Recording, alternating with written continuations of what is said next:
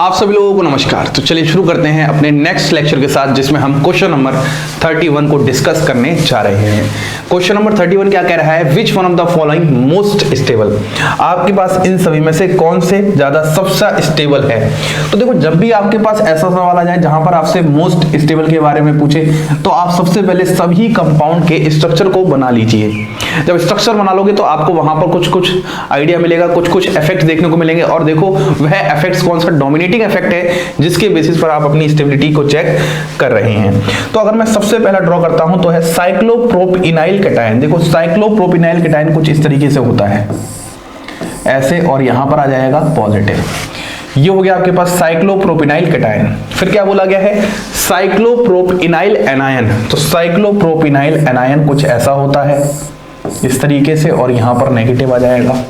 फिर क्या बोला है? साइक्लोप्रोपिनाइल फ्री रेडिकल। तो साइक्लोप्रोपिनाइल फ्री रेडिकल कुछ ऐसा होता है इस तरीके से। और फाइनली फिर क्या बोला गया है? Allyl cation. और एलाइल कैटायन आपके पास कैसा होगा देखना, CH2 डबल बॉन्ड CH और यहां पर CH2 प्लस। ये आपके पास चार स्ट्रक्चर बनके आ चुके हैं। अब चारों स्ट्रक्चर में सबसे ज्यादा स्टेबिलिटी कौन रखता है? तो देखो, यहां पर अगर मैं इससे स्टार्ट करता हूं तो यहां पर आपके पास सिर्फ और सिर्फ इसकी स्टेबिलिटी के लिए कौन रिस्पॉन्सिबल है? प्लस R ग्रुप रिस्पॉन्सिबल है। यहां पर अगर मैं इस कंपाउंड की बात करता हूं तो यहां पर ना ही आपके पास हकल रूल फॉलो हो रहा है, ना ही 4 पाई इलेक्ट्रॉन रूल फॉलो हो रहा है। तो ये तरीके से कैसा होगा? नॉन एरोमेटिक स्पीसीज होगी। नॉन एरोमेटिक स्पीसीज के बाद यहां पर अगर मैं इसकी बात करता हूं तो यहां पर 4 पाई वाला सिस्टम चल रहा है, तो एक तरीके से ये एंटी एरोमेटिक स्पीसीज कहलाने वाली है। वहीं पर अगर मैं सबसे पहले वाले की बात करता हूं तो ये आपके पास हकल रूल को फॉलो कर रही है, इसीलिए यहां पर ये एक एरोमेटिक स्पीसीज होगी। और आपको पता है एरोमेटिक स्पीसीज की एक गजब अलग ही स्टेबिलिटी होती है, सबसे ज्यादा स्टेबल होते हैं, इसीलिए हमारा इसमें आंसर आ जाएगा ऑप्शन नंबर 1। तो कहीं ना कहीं आपने इनके स्ट्रक्चर्स को ड्रॉ किया, इनके स्ट्रक्चर से आपको साफ साफ समझ में आ रहा है कि कौन सा फैक्टर वर्क कर रहा है, कौन सा नहीं कर रहा है। और यहां पर जो फैक्टर गवर्न करेगा स्टेबिलिटी को, वो है एरोमेटिसिटी। और आपको पता है कोई भी कंपाउंड, दुनिया का कोई भी मॉलिक्यूल एरोमेटिसिटी के लिए कुछ भी करेगा। इस तरीके की लाइन अपने दिमाग में फिट कर लो, जहां पर भी एरोमेटिसिटी वाला फैक्टर होगा वहां पर स्टेबिलिटी, उसकी गजब स्टेबिलिटी रह रही होगी। ठीक है, this is all about question number 31। अब हम नेक्स्ट क्वेश्चन की तरफ बढ़ते हैं। तो नेक्स्ट क्वेश्चन क्या है? Which one of the following compound is chiral. ये थोड़ा अच्छे लेवल का क्वेश्चन है। यहां पर आपसे पूछा गया है कि इनमें से कौन सा कंपाउंड कायरल है। तो आपको थोड़ा सा आइडिया होना चाहिए कायरलिटी को चेक करने का, कायरलिटी का पता होना चाहिए कि कौन सा होगा कौन सा नहीं। तो कायरल का मतलब कहीं ना कहीं यहां पर मेरा जो मतलब है वो ऑप्टिकल एक्टिविटी से है, कि कौन सा कंपाउंड ऑप्टिकली एक्टिव है और कौन सा कंपाउंड ऑप्टिकली एक्टिव नहीं है। तो आइए बात करते हैं कि आखिरकार इनमें से कौन सा कंपाउंड ऑप्टिकली एक्टिव है। देखो, अगर आप सबसे पहले कंपाउंड को देखोगे तो यहां पर आपके पास क्या है? एक तरीके से even number of double bond है। तो यहां पर मैं आपको दो कॉन्सेप्ट सिखाने वाला हूं। एक तो सबसे पहले मैं आपको वो कॉन्सेप्ट सिखाऊंगा जहां पर आपके पास एक तरीके से मोर देन 1 डबल बॉन्ड होती हैं। आप यूं कह सकते हो, एक वो सिस्टम हम बात करेंगे जहां पर हमारे पास मोर देन 1 डबल बॉन्ड होती हैं। ठीक है, एक तो हम उस जगह पर बात कर लेते हैं कि यदि आपके पास यहां पर उन डबल बॉन्ड की जो संख्या है यदि वो इवन हो और उन डबल बॉन्ड की संख्या यदि ऑड हो, तो ऑड वाले जो इवन डबल बॉन्ड होते हैं, ऑड वाले जो डबल बॉन्ड होते हैं, वो कायरलिटी शो बिल्कुल नहीं करते हैं, क्योंकि वहां पर उनके अंदर एक स्लाइस कट मौजूद होता है। लेकिन वहीं पर अगर even number of double bond है तो हम चेक करेंगे रेस्ट्रिक्टेड कार्बन एटम। क्या चेक करेंगे? Restricted carbon atom. अब रेस्ट्रिक्टेड कार्बन एटम बोले तो हम इसकी बात कर रहे हैं। ये जो आपको दिखाई दे रहा है, ये जो दिखाई दे रहा है, इसको बोलते हैं रेस्ट्रिक्टेड कार्बन एटम। और इन दोनों पर कैसे होने चाहिए? इन दोनों पर डिफरेंट सब्स्टिट्यूएंट होने चाहिए। अगर डिफरेंट सब्स्टिट्यूएंट है तो यदि ये दोनों कंडीशन फुलफिल हो रही हैं तो हम बोलेंगे वहां पर वह कंपाउंड कायरलिटी शो करेगा। फिर से सुनिएगा। सबसे पहले आपने डबल बॉन्ड चेक की, तो यहाँ पर 2 डबल बॉन्ड है, मतलब इवन डबल बॉन्ड है। उसके बाद आपने यहाँ पर रेस्ट्रिक्टेड एटम्स देखे, ये भी अलग है और ये भी अलग है, तो कहीं ना कहीं हम बोलेंगे ये कंपाउंड हमारे पास क्या है, कायरल है। तो हमारा आंसर तो यहीं पर मिल चुका है। लेकिन हम जो नेक्स्ट ऑप्शंस है उनको भी एक एक करके सीखते हैं और कॉन्सेप्ट्स को और अच्छे से क्लियर करते हैं। इस वाले को देखो, यहाँ पर आपके पास जो डबल बॉन्ड है वो क्या है, वो आपके पास ऑड है, और ऑड को तो देखते ही आपको काटा मारना इस तरीके से, भैया गलत है, ये सही नहीं है, क्योंकि यहाँ पर एक स्लाइस कट मिल जाएगा। ये सब बातें मैंने आपको स्टीरियोकेमिस्ट्री के टाइम पर बहुत डिटेल में सिखा रखी हैं, किस तरीके से एज्यूम करना है। जब इवन होता है तो इवन दोनों ही डिफरेंट प्लेन में होते हैं, और जब ऑड होता है तब फिर वो जो लास्ट वाले हैं वो दोनों सेम प्लेन में आते हैं, जिसकी वजह से स्लाइस कट वहां पर मिल जाया करता है। वहीं पर अगर मैं यहां पर बात करता हूं तो देखो यहां पर भी आपके पास एक रिंग और डबल बॉन्ड, देखो अब डबल बॉन्ड के अलावा रिंग भी आ सकती है, तो रिंग और डबल बॉन्ड की संख्या इवन है। लेकिन यहां पर जब आप रेस्ट्रिक्टेड एटम की तरफ देखोगे ये तो डिफरेंट है, लेकिन यहां पर ये दोनों डिफरेंट नहीं है। अगर ये दोनों भी डिफरेंट होते तो कहीं ना कहीं ये भी आंसर कायरल होता।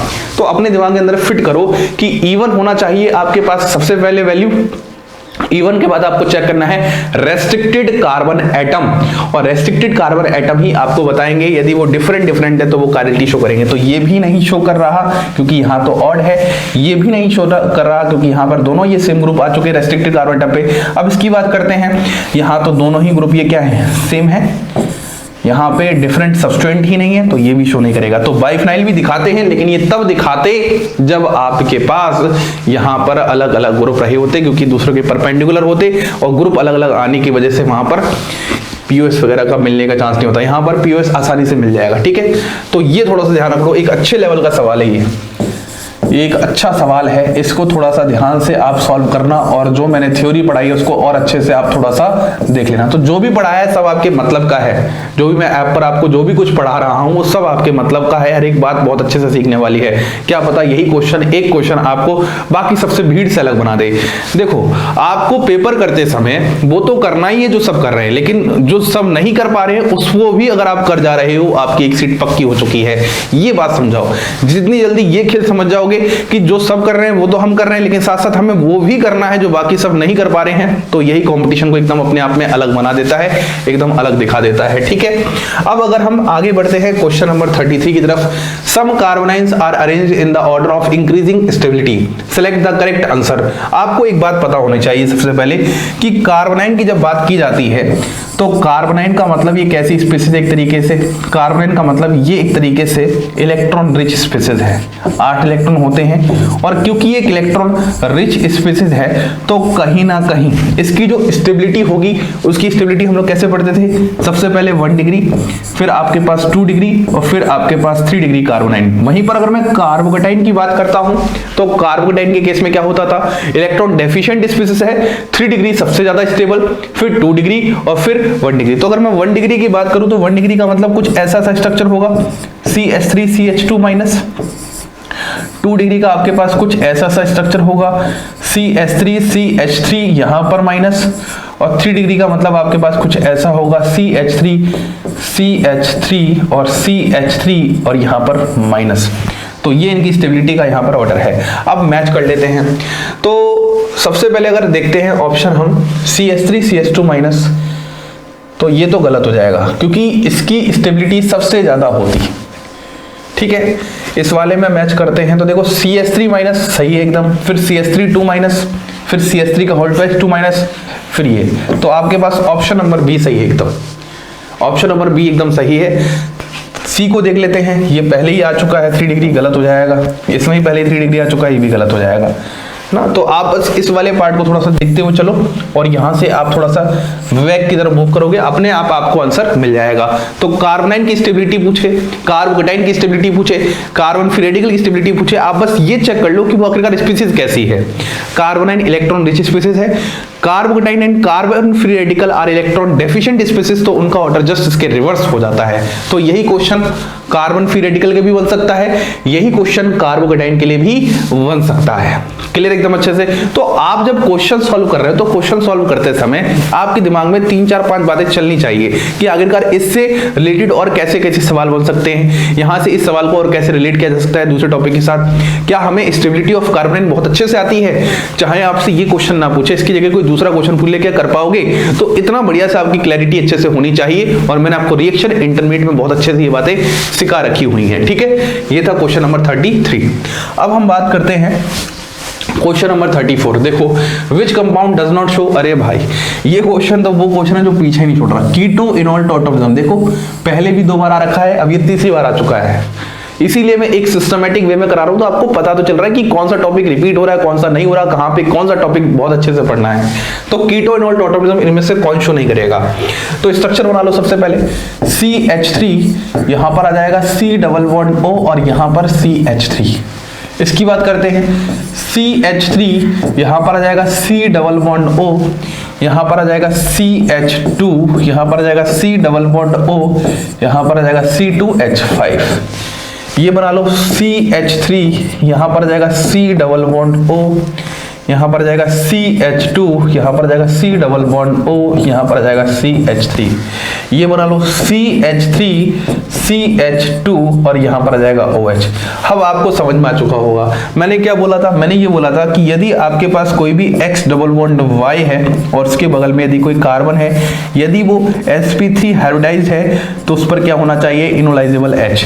तो इन सब में है, ये है, ये है, ये है, लेकिन इसमें तो X डबल बॉन्ड Y वाला ग्रुप ही नहीं है, तो इसलिए यहां पर ये कीटो इनॉल टोटोमिज्म ही शो नहीं करेगा। मतलब this is your correct answer. बहुत डायरेक्ट क्वेश्चन है, डायरेक्ट हो जाएंगे, एक बार सीख जाओ करना क्या होता है, फिर तो वही करना होता है जो हो रहा होता है। तो इस सवाल में यही लग रहा है यार, यही बात आ रही है बार बार जो आप लोगों को मैं सिखाना चाहता था। अब हम लास्ट सवाल की बात करते हैं इसके।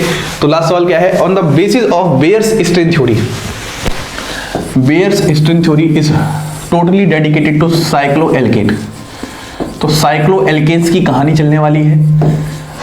The stabilities of the following compounds are arranged in increasing order of। तो देखो आपके पास कौन कौन से हैं, साइक्लोप्रोपेन, साइक्लोपेंटेन, साइक्लोब्यूटेन। देखो पहले मैं बता देता हूं, आपके पास ये है साइक्लोप्रोपेन, ये है आपके पास साइक्लोब्यूटेन और ये है आपके पास साइक्लोपेंटेन। तो आपको ये पता होना चाहिए कि Baeyer's strain theory angle strain पर बात करती है। तो आपका एंगल स्ट्रेन जहां पर सबसे कम होगा उसकी स्टेबिलिटी सबसे ज्यादा होगी। तो ये याद कर लो कि साइक्लोपेंटेन का एंगल स्ट्रेन यहां पर क्या है, सबसे कम।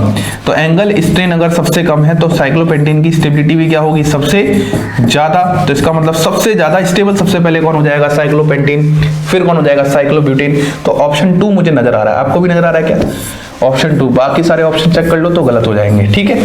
थोड़ा थोड़ा चेंज कर रखा है बाकी सारे ऑप्शंस को। तो बेयर्स स्ट्रेन थ्योरी का डायरेक्ट सवाल है, कुछ ज्यादा आपसे दिमाग नहीं लगवा रहा है। आपको डायरेक्ट पता होना चाहिए कि जहां पर जैसे जैसे रिंग का साइज बढ़ता है वैसे वैसे एंगल स्ट्रेन से रिलीफ होता है, और जैसे जैसे एंगल स्ट्रेन से रिलीफ होगा वैसे वैसे वहां पर एंगल स्ट्रेन खत्म होते ही स्टेबिलिटी की तरफ बढ़ जाएगा। तो ये कुछ और बेहतरीन से 5 सवाल थे जो कि आप लोगों को मैं करवा रहा हूं। अब आप मुझे थोड़ा कमेंट करके बता दे जाओ क्या आपको ये सीरीज अभी तक पसंद आ रही है, कि इसको अपन थोड़ा सा कंटिन्यू रखें इसी तरीके से, क्या आपके सारे कॉन्सेप्ट्स इसके थ्रू इकट्ठे हो जा रहे हैं, क्या आप ऐप वाला जो आप जो भी टॉपिक पढ़ रहे हो उससे इस चीज को बहुत अच्छे से रिलेट कर पा रहे हो, सारी चीजें अच्छे से हो पा रही हैं, ठीक है। इसी के साथ आप सभी लोगों को धन्यवाद।